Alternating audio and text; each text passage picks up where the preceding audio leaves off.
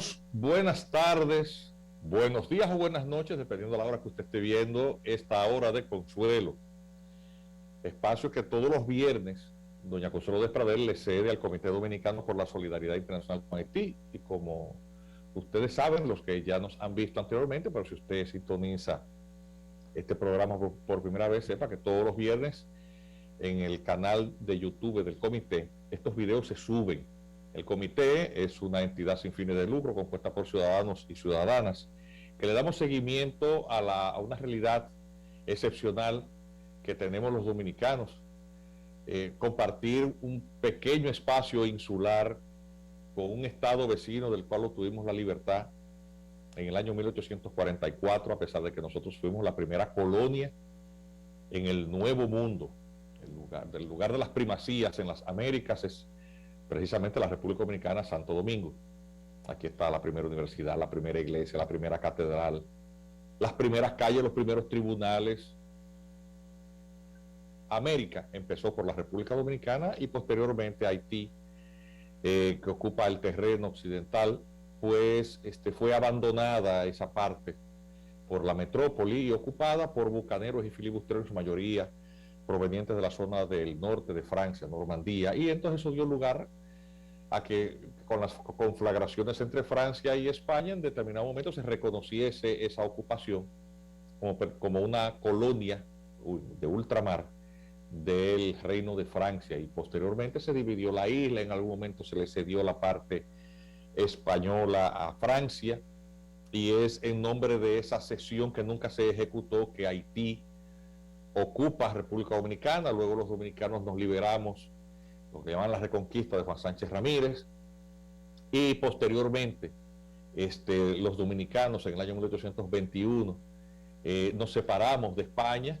Es la llamada independencia efímera de Núñez de Cáceres, y es cuando se produce la ocupación haitiana en el año 1822. Gobernaba Haití Jean-Pierre Boyer.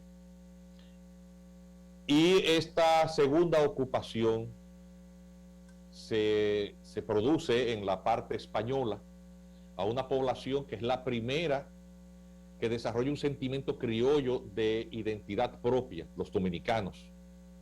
Dominicanos porque somos la colonia de Santo Domingo, y nos llamamos así desde los tiempos de la colonia española. Y entonces nos sometieron a las tropelías, abusos, crueldades e intolerancias propias de una nación distinta, colonizada por una potencia distinta que no habla nuestro idioma, con un componente racial en donde no hubo mezcla, porque el modelo de explotación esclavista francés y el español eran muy distintos, y al no haber mezcla hubo un sentimiento de diferenciación racial. Y ese resentimiento racial es el combustible que genera la independencia haitiana, que cuando pasa del lado dominicano, ya sea en nombre de la potencia francesa en el 1802, 3, 4, someten a la población del otro lado de la isla, que no tiene nada que ver con esa explotación, que es distinta, que no es responsable de ese modelo esclavista cruel, y nos someten a una clase de horror, asesinatos de niños, de mujeres, la quema y destrucción de toda forma de producción. Lo mismo que había pasado del lado haitiano, pues lo reprodujeron de este lado, y de ahí el gran horror que los dominicanos sentimos por esas formas primitivas, salvajes, de comportamiento tribal que marca, después de tantos cientos de años, Haití. Estamos viviendo eso ahora mismo otra vez, lo estamos viendo con horror. No está pasando de este lado, pero estamos reviviendo ese temor, porque en Haití estamos en una guerra civil. En Haití estamos viendo una guerra civil ya abierta, y el programa de hoy precisamente trata sobre eso, porque el día de hoy es una fecha emblemática. Hoy es 19 de marzo del año 2021, y el primer 19 de marzo que nosotros los dominicanos marcamos como un hito importante en nuestra historia es el 19 de marzo del año 1844. Hoy se conmemora esa fecha. ¿Y por qué es tan importante? En esa época, en 1844, cuando se da el grito de independencia, Juan Pablo Duarte, los trinitarios han creado una sociedad secreta, fermento con las ideas más liberales, más avanzadas de la época. Duarte había estado en Barcelona, un chico un chico burgués, un chico rico, pero que viene de allá, inspirado por el fermento liberal luego de la Constitución de Cádiz, que es del 1812, en la que el rey Fernando VII ha tenido que hacer concesiones, en un poder monárquico tiene que hacer concesiones con el pueblo español para poder luchar contra el invasor francés. Recordemos que Francia con Napoleón Bonaparte invade España y deja de hecho como rey de España a su hermano José Bonaparte, pero el rey legítimo es el rey español Fernando VII, pero para recibir el apoyo de las cortes y de la población promulgan una constitución muy liberal, y es precisamente esa constitución de Cádiz la que inspira todo este fermento liberal. De hecho, para votar esa constitución, un diputado que vino en representación de la parte hoy dominicana, y allí, el diputado Álvarez, y allí hombre, bueno, lo que estamos haciendo es postergando nuestra propia liberación, porque nosotros, allá en el Caribe, estas primeras colonias, ya tenemos un sentimiento propio en la que reclamamos libertad. Y eso es lo que pasa. Entonces hoy se libra la primera batalla porque entonces el presidente de la época haitiano es Charles Hérard. Y vamos a poner algunas imágenes para ilustrar esto. Charles Hérard es un retrato pictórico, es decir, no hay imágenes de fotografía de ese señor. Charles Hérard es quien organiza la invasión para someter esta parte que nunca fue haitiana, que estaba siendo ocupada por la fuerza desde 1822, cuando ya nos habíamos declarado independientes un año antes, de la mano de José Núñez de Cáceres, y nos habíamos adscrito o vinculado a la Gran Colombia, al proyecto bolivariano. Y él organiza una expedición con 30,000 hombres, y ellos ingresan al territorio dominicano en 3 columnas, cada una de 10,000 hombres. Una potencia militar de la época era Haití.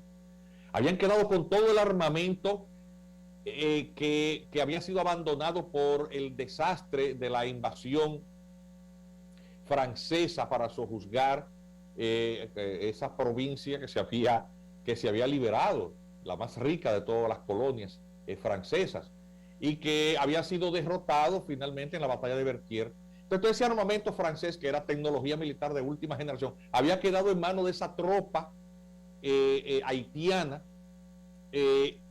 y obviamente República Dominicana era una parte, no solamente con una proporción poblacional ínfima en relación con la población haitiana, sin experiencia militar más que aquella que habían alcanzado algunos trinitarios que, con el propósito de entrenarse en el uso de las armas, habían ingresado como oficiales en los ejércitos haitianos y habían aprendido el uso de las armas, y ellos son los que instruyen a los demás.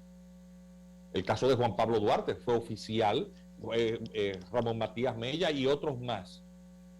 Y ellos son los que entrenan a los demás en el uso de la esgrima, es decir, pelear con espadas. En esa época no todos tenían espadas, tenían sables o machetes.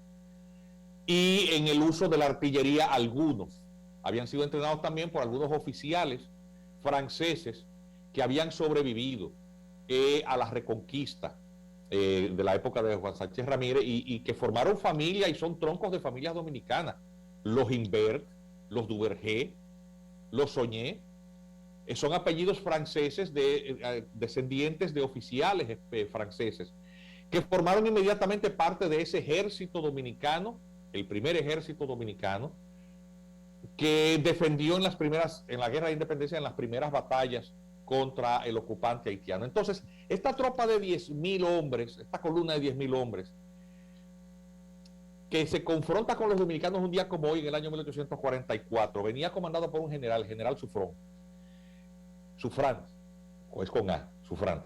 Ese ejército dominicano estaba comandado por Pedro Santana, un atero con gran don de mando, ceibano.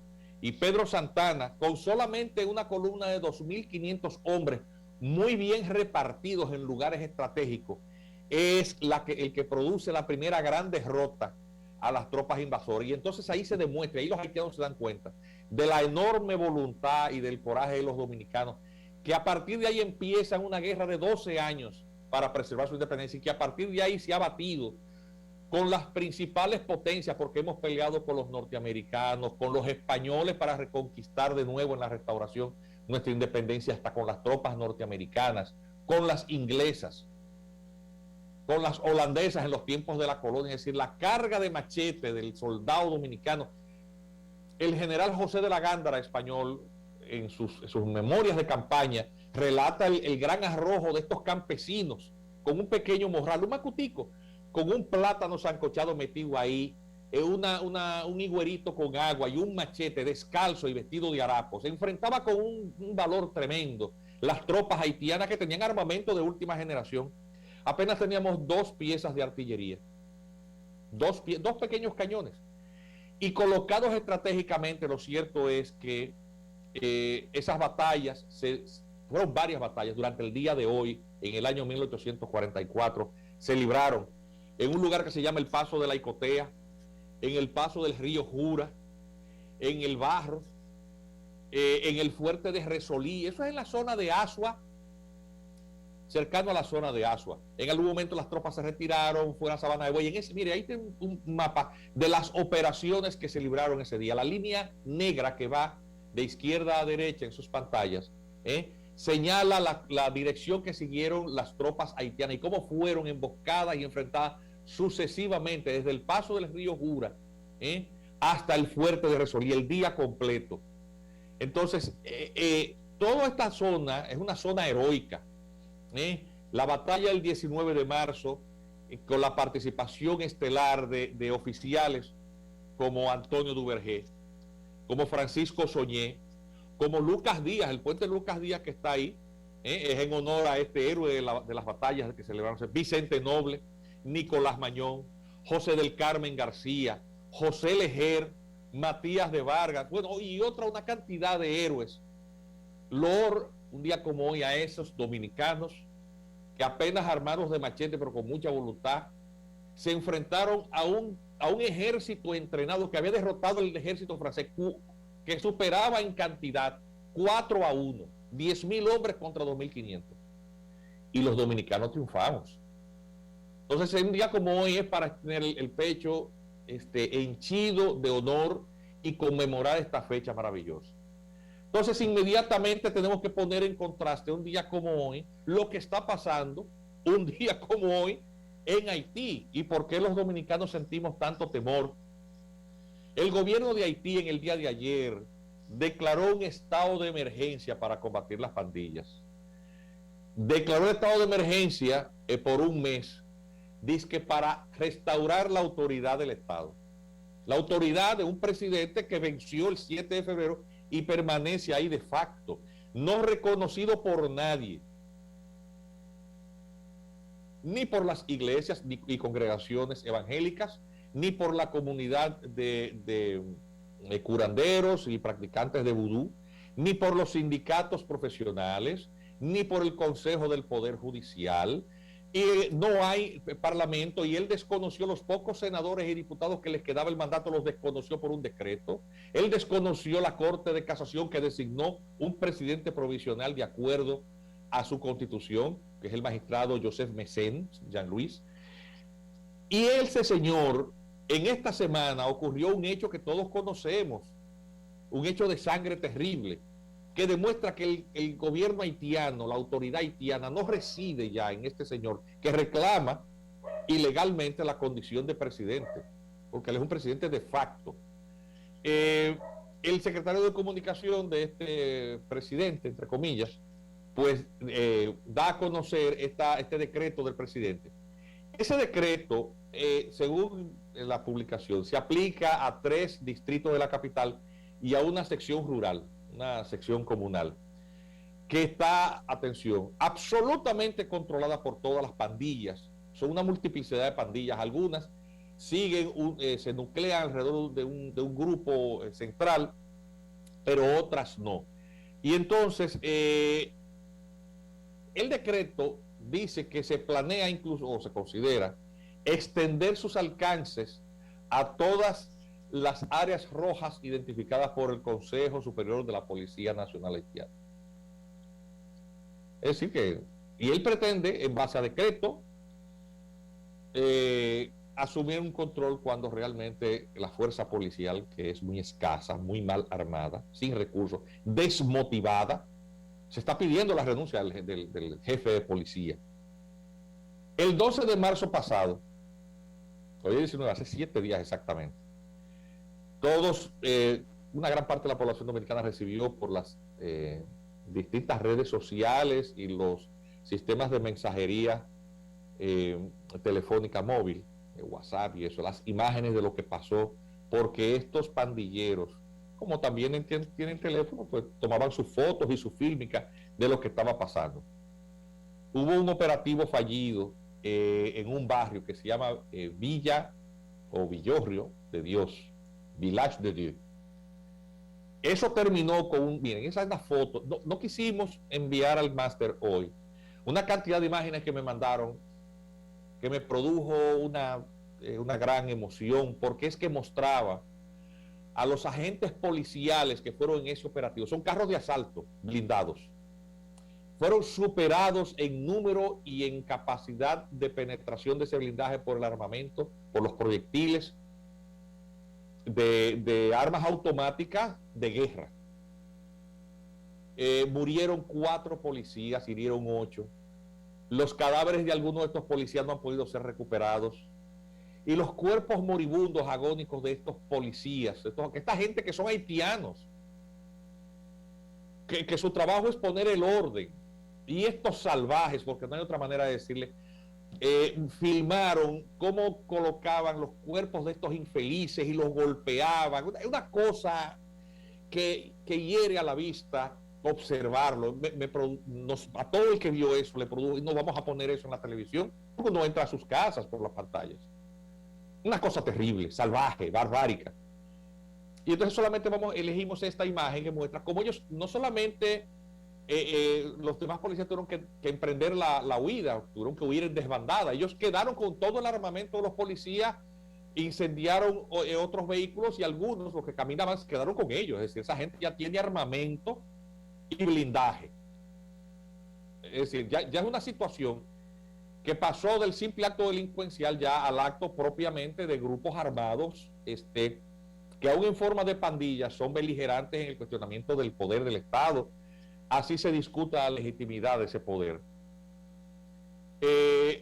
Y tenemos un video por ahí en el que de una página de internet, ahí no se ven tantas imágenes violentas, del internet, en el que, y lo vamos a poner sin audio, si el máster no lo encuentra, en la que se ve cómo es ese ambiente de... No, este video es el de la protesta que se había hecho frente a la embajada americana. Es el video último que enviamos. Atención. En ese video, eso es de ayer, de toda esta semana, martes, miércoles y jueves. Miren, ustedes ven esos policías vestidos ahí con las camisas blancas en la multitud. Muchos andan con pasamontañas y otros sencillamente con las mascarillas porque estamos en medio de pandemia. Para atención. Esas imágenes son de los escuadrones de los policías que desconocen a Jovenel Moïse. Esos son el Phantom 509. Que luego del incidente del 12 de marzo son compañeros de armas, son compañeros policías. Lo que pasa es que hay uno que reconoce a Jovenel Moïse y los otros no, pero son todos policías. Fueron entrenados juntos. Son 2 grupos policiales y están interactuando en sectores distintos de las ciudades haitianas, en zonas distintas, pero entre ellos no se pelean, porque una cosa es que tú desconozcas el gobierno y otra cosa es que tú ataques un compañero de armas. Esa situación no se está dando. El enemigo común son las pandillas. Y entonces cuando ellos vieron lo que pasó con estos policías, que los masacraron, y esas imágenes muy crueles generaron mucha indignación. También se había producido el ataque a la prisión de Croix de Bouquet, de lo cual hablamos hace ya unas semanas. En la cárcel de Croix de Bouquet había un policía arrestado, y ayer jueves esa turba de policías acompañados de todos estos pandilleros y ciudadanos fueron a la prisión de Croix de Bouquet y liberaron el policía que estaba arrestado ahí. Andaban en policías, algunos andaban en vehículos, pero eso mismo que ustedes vieron que pasó ayer en Croix de Bouquet había pasado en Champ de Mars, en el campo de Marte, en Bourdon, en Delmas 33. La comisaría también había sido asaltada no produjeron muertos, pero los policías que estaban arrestados ahí, porque son del grupo Phantom 509, ellos los liberaron, los liberó la multitud. La identidad del policía que fue liberado ayer no fue revelada, solamente se sabía que estaba en la comisaría de Croix de Bouquet. Después que obtuvieron la libertad del policía, la multitud abandonó el lugar. El miércoles, como les dije, había pasado en la comisaría de Delmas 33. Ahí habían varios policías, se sabe quiénes son los policías, fueron liberados también por la turba con armas. Entonces, estos policías andan con unos tigres al lado que son pandilleros armados, pero algo en común tienen, es que no reconocen a Jovenel Moïse como presidente. Y ese comando de Phantom 509 ha hecho una amenaza al grupo de pandilleros de Village de Dieu. Dice, ellos amenazaron que iban a quemar el país si no devuelven los cadáveres de los policías que fueron asesinados, y que algunos de esos cadáveres los pandilleros lo conservan, ¿sabes? Una cuestión de creencia animista, por razones místicas. Es decir, si tú conservas el cadáver de tu enemigo o comes una parte de él, tú conservas su fuerza. Eso es el tipo de creencia mágico, animista, que marca el comportamiento de atrasado, salvaje, semisalvaje, de una parte importante de la población haitiana. Y no se puede decir que esto es un término peyorativo, es que eso es así, punto. Es decir, cuando tú cometes estos actos de vandalismo en la que tú lo incendias y lo quemas todo a tu paso, al igual que lo hiciste hace 200 y pico de años y destruiste toda forma de producción de riqueza, todo modo de producción, tú condenas tu pueblo y te condenas a ti mismo a una cadena interminable de hechos salvajes de destrucción, porque eso se alimenta de sí mismo. El fuego pasa a convertirse en una cuestión que evoca ese sentimiento de ira primitivo, y obviamente condena esas sociedades al atraso y la miseria más absoluta. Y en 200 y pico de años Haití no ha salido de ahí. No ha salido de ahí, ni va a salir de ahí. No es un pueblo que estaba lo suficientemente maduro para tener conciencia de que debía emprender juntos, como todos ellos, sin diferencias, y mucho menos raciales, para construir un camino en común hacia el desarrollo. Lo primero que hicieron fue decapitar y someter a las mayores crueldades a la población, una revolución racial. Y lo grande es que al día de hoy hay gente que reivindica eso como algo, una epopeya, una guerra racial de exterminio contra todo el que no fuera negro. Y eso no está para tener ningún tipo de consideración como de que eso es un hecho heroico. Si bien la esclavitud y el racismo contra los negros es algo deleznable, no es para que tú lo vuelves y lo repitas y entonces tú sometas a los blancos a lo mismo. En eso no hay ninguna legitimidad. Y cuando uno ve este romanticismo del negrocentrismo racista, excluyente, que promueve el odio, que promueve la destrucción, como si fuera un hecho heroico que hay que emular, que hay que recordar. Eso es una cosa vergonzosa. Los dominicanos no tuvimos esos sellos impresos en nuestras gestas. Nosotros no tenemos ese problema. Por eso cuando nosotros nos acusan de racistas, nosotros reaccionamos con indignación, porque es que todos somos aquí mulatos, negros, blancos, pero hasta el más blanco tiene un negrito detrás de la oreja, y nos encanta a nosotros reivindicar ese sabor que tenemos. Mi mujer es blanca y rubia, yo le digo mi negra, y lo que más me gusta es que me digan mi negro. Entonces, ¿qué pasó? Entonces, los haitianos y los caucus negros norteamericanos, que tienen un problema racial porque no entienden eso, no se entienden como connacionales. Nosotros los dominicanos nos encanta, somos orgullosos y nos vivimos riendo de todo y celebramos todo y resolvemos, y no significa que no tengamos problemas y diferencias, pero nunca al nivel de anular al otro. Ni en los momentos más difíciles, los PLDistas matándose con los PRDistas, los PRMistas con los PLDistas, viceversa, los reformistas, o sea, todas las luchas de la democracia nuestra desde hace muchísimos años no se están resolviendo por la forma del comportamiento barbárico. O sea, nosotros nunca vimos gente picoteando a un adversario en la calle o prendiéndole candela con un neumático. Eso nunca se ha visto de este lado. No se ha visto nunca. Los haitianos y los dominicanos no somos iguales, somos distintos. Tenemos una concepción distinta. Y va a ver, y no somos perfectos, tenemos muchísimos problemas. Y el dominicano tiene que seguir evolucionando hacia su comportamiento más cívico, más civil. Pero al nivel de la barbarie, no, en la barbarie no hemos estado todavía. Ni en los peores momentos. Ni en los peores momentos. Entonces, ejemplo de lo que está pasando con estas turbas que todo lo vandalizan. Hay unos videos ahí que nos enviaron. Son una sucesión de 4 videos que lo vamos a poner sin audio. Miren, eso fue lo que pasó en la sede de la concesionaria de la Nissan. Allá es el equivalente a la Santo Domingo Motor. Entró la turba, vandalizaron todo lo que había. Pero eso es, ustedes saben, eso es el saqueo. Son vehículos nuevos. Entonces le rompieron los parabrisas, le prendieron candela, le llevaron la batería. O sea, lo que no podían llevarse lo destruyeron. Le tiraron blow encima, entonces le incendiaron después. Eso fue esta semana.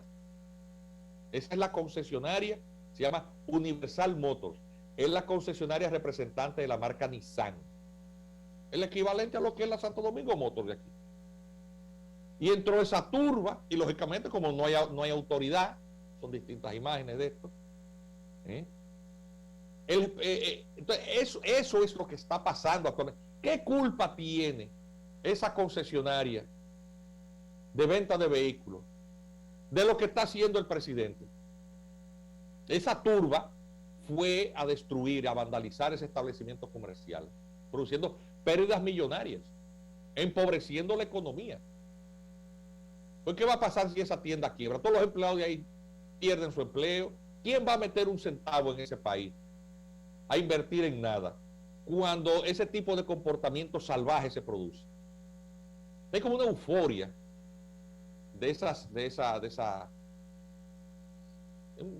un comportamiento de manada, es una cosa que no hay manera de describir. Un psicólogo que sepa algo de psicología, del comportamiento colectivo, quizás nos puede explicar qué tipo de justificación, qué es lo que genera ese tipo de comportamiento caótico y destructivo. Entonces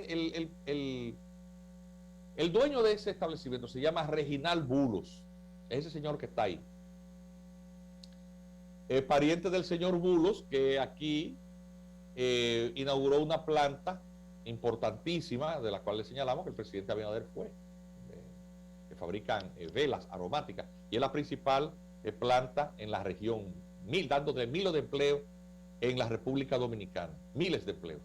Eso vino de Haití para acá a establecerse. Ese señor usted lo ve en blanco ahí, pero ese señor es haitiano, muy orgullosamente haitiano, educadísimos, la élite haitiana. Pero a ver, ¿a quién va a invertir en ese país cuando de buenas a primeras agarran y te destruyen todo lo que tienes? Para nada, porque a ver, ¿qué consigues con eso? Eso es lo que está pasando. Entonces, ¿cuál es la conclusión de todo esto? La conclusión de todo esto es que Haití está viviendo lo que le llama un estado de guerra civil. Los estados de guerra civil es un concepto de análisis político. Se da por la reunión de una cantidad de situaciones o de cosas, una cuestión fáctica. Pero nadie lo declara, es decir, el gobierno dice, yo declaro mediante decreto que estamos en estado de guerra civil. Los gobiernos no declaran eso formalmente. Ni tampoco la comunidad internacional, por una resolución de la OEA, se declara el estado de guerra civil en Haití. No, eso no va a pasar. Las condiciones propias de un estado de guerra civil se dan en los hechos, y sobre la evaluación o apreciación de esas condiciones es que usted puede afirmar que se está en esa situación. Bien, estamos en esa situación. No veo a ningún analista aquí declarándolo. Lógicamente los haitianos no quieren declararlo porque eso los aleja un poco más de cualquier forma de recuperación de la normalidad. Pero el estado de guerra civil se da en primer lugar cuando hay al menos dos grupos confrontados por el control del poder, y ninguno de ellos tiene el pleno control del territorio, es decir, de los espacios, ni de la población. Ambos mutuamente se desconocen la legitimidad de el reclamo del poder. Es decir, ahora mismo hay dos presidentes. La comunidad internacional reconoce uno de ellos que, de acuerdo a la constitución interna de ese país, venció el 7 de febrero. Y en la otra facción está representada por un juez de la Corte de Casación, Joseph Mécène Jean-Louis, que ese señor fue elegido por sus pares para desempeñarse como presidente provisional y organizar las elecciones. El presidente, por lo tanto, en los dos bandos, ambos se desconocen. Jovenel Moïse dice, yo soy y desconozco el otro que es ilegítimo, es un usurpador. Y el otro dice, el usurpador eres tú porque tú venciste y yo estoy de acuerdo a la Constitución desempeñando la presidencia provisional. Atención, la diferencia entre ambos es la siguiente. La de Moïse es fáctica porque es la comunidad internacional y él mismo que dice que es presidente. El otro es reconocido por y una parte de la policía que no tiene control sobre la población. Ya vemos lo que pasó el 12 en Village de Dieu. La otra parte, la del presidente Mécène Jean-Louis, los sindicatos, las asociaciones profesionales, una parte importantísima del empresariado, empezando por el señor Bulos, y el señor Bulos acusa a Moïse de que esa turba fue asusada por el gobierno para vandalizar sus instalaciones comerciales. Recuérdense que su pariente de este lado, el presidente Abinader, fue a su inauguración en medio de la crisis creada, cuando no se sabía qué, ni se sabe bien todavía, qué había pasado con los técnicos dominicanos de una compañía cinematográfica, que fueron secuestrados o autosecuestrados, no se sabe bien. Pero en esa situación de mucha confusión, el presidente, en medio de esa situación, corrió el rumor de que un contingente militar dominicano iba a ir a rescatarlos, pero en un gesto muy simbólico fue a la inauguración de una planta industrial de un señor Bulos, empresario, que no simpatiza con yo. Entonces, ¿qué pasa ahora? Ahora al otro pariente, al de la compañía concesionaria de la Nissan, le vandalizan. Es decir, todo esto está plagado de situaciones en las cuales se muestra la intolerancia del gobernante haitiano. Y entonces declara el estado de emergencia. Ahora él les da carta abierta, pero él mismo está tan inseguro de que no tiene control, que al mismo tiempo él declara eso, pero en las Naciones Unidas él solicita que la intervención, porque él sabe que no se puede sostener. Entonces las asociaciones profesionales, la Iglesia Católica, el Episcopado, las congregaciones cristianas y las federaciones de brujos de vudú no reconocen a Jovenel Moïse. El Consejo del Poder Judicial no reconoce al señor Jovenel Moïse. Y los senadores y diputados que quedaban, que el presidente mediante decreto también desconoció. Es un golpe de Estado. Lo que él dio fue un autogolpe para quedarse. Dice también que no es presidente. O sea, volvemos al punto. Tenemos dos poderes confrontados, uno fáctico y el otro de jure. Junto con el grupo que reconoce al presidente provisional Joseph Mécène está una parte de la tropa policial que se hace llamar o denominar Phantom 509. Y le mostraron las imágenes de cómo están ellos. Eso no es que andan escondidos, ellos andan todavía con sus uniformes de policía. Dos de esos policías acompañaron al señor Chevry cuando fue detenido por el gobierno dominicano en la carretera internacional. Esos que tenían armas cortas, sus pistolas, dos policías de ese grupo, y se decía que Chevry era el brazo financiero que sostenía con los aportes de distintos empresarios esta fuerza policial. Y ya vimos por las imágenes que no quisimos poner hoy la capacidad de fuego que tienen ya estas pandillas.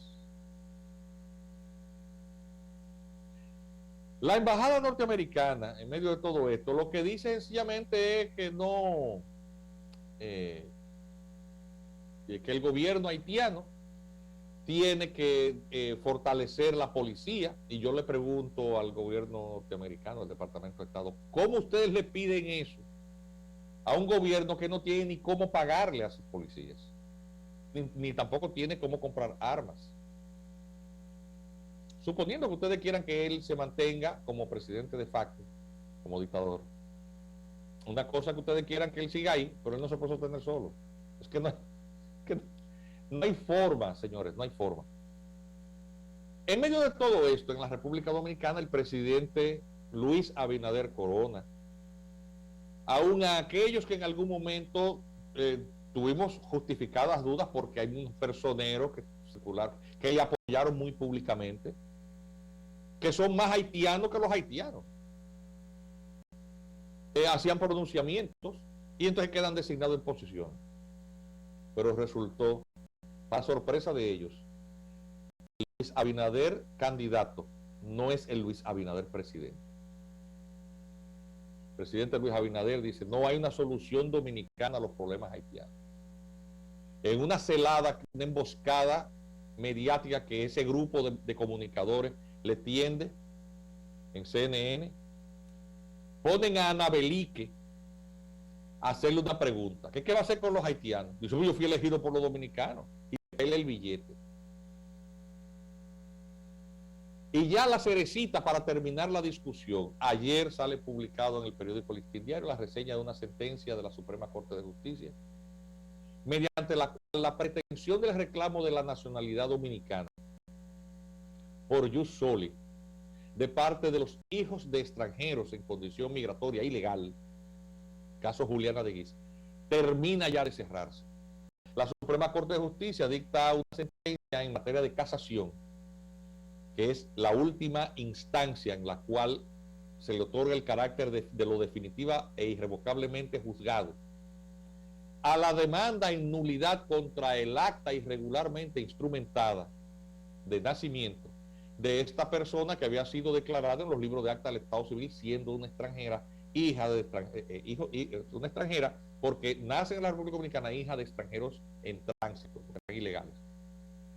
No hubo un fraude, hubo una violación de la ley, porque la ley 659 sobre el acto del Estado Civil requiere la presentación de cédula a todo declarante, porque hasta un extranjero, si es residente legal, se le otorga cédula, pero como extranjero, no vota. Dice, no vota, la cédula de los extranjeros. Ella fue inscrita y declarada, nació aquí, es cierto, por sus padres, es cierto, ya no suplantó la identidad de nadie, ellos no suplantaron, no se valieron de un documento falsificado, pero con carnes del CEA, parece que habían trabajado en el Consejo Estatal del Azúcar, como jornaleros temporeros, y los jornaleros temporeros en la ley migratoria no son residentes, son personas en tránsito. ¿Por qué? Porque vienen contratados para una zafra y luego, de acuerdo a los convenios de contratación de mano de obra y por los convenios con el gobierno haitiano, desde la época del modus operandi en el año 1938 y la ley migratoria la ley 95 del año 39 y luego ratificado esto por la ley 28504 de migración, el jornalero temporero, si tiene un hijo aquí, su hijo es considerado, él es en tránsito, no es considerado dominicano. Entonces, esa acta de nacimiento seguía vigente. Lo que se había convertido en la sentencia 168 fue el recurso de amparo porque ella pedía que le siguieran entregando copia de esa acta de nacimiento. Y no podemos entregar un acta que es ilegal. La sentencia 168 le dijo a la Junta, entréguele su acta como quiere y demándele en nulidad, haga un inventario de toda esa gente, inscríbalos en el libro de extranjería, y a la señora que tenga su documento, su acta de nacimiento, porque debe tenerla, aunque usted tiene, hasta que no se convierta en definitiva y revocar su nulidad, sigue siendo un documento que tiene fuerza legal. Entonces, al asentarse, hay una nueva acta de nacimiento en el libro de extranjería. Había una duplicidad. Entonces, estas organizaciones lo que querían era que ese proceso no terminara nunca, que esa señora nunca tuviera papeles para seguir reclamando las condiciones dominicanas. Con la ley 169-14 se le terminó de cerrar esa situación a todos aquellos que estaban afectados por una situación fáctica e injusta para que se naturalizaran. Se escribieron el libro. Estos se naturalizaron, lo que no había evidencia de fraude, y los demás que aplicaran al plan de regularización. La sentencia la demanda en nulidad finalmente llegó a la Suprema Corte de Justicia y se ha resuelto el problema. Así que, señores, Le deseamos a todos un feliz fin de semana. Gracias por su sintonía. Y el lunes doña Consuelo de Pradel estará con todos ustedes en la hora de consuelo. Cuídense mucho y hasta el viernes próximo.